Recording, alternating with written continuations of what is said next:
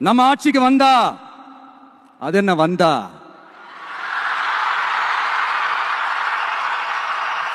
வருவோம்.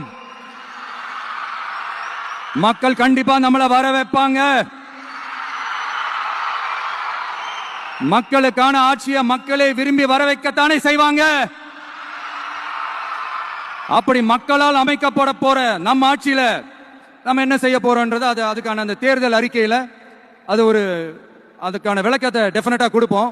பட் அதுக்கு முன்னாடி ஒரு சின்னதா லைட்டா நான் கொஞ்சம் அதை சொல்லணும்னு ஆசைப்படுறேன்.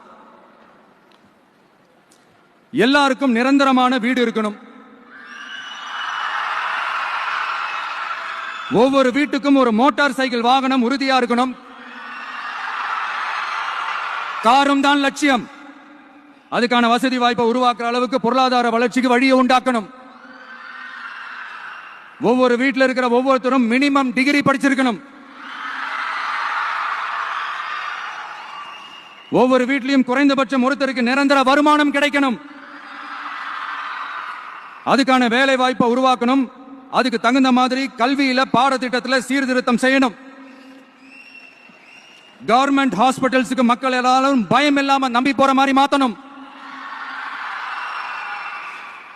பருவமழை காலத்தில் ஏற்படுற வெள்ளத்தால ஊரும் சரி மக்களும் சரி விவசாயமும் சரி பாதிக்கப்படாம இருக்கணும். அதுக்கு 4000 கோடி திட்டம்னு ஒரு உருட்டுனாங்களே,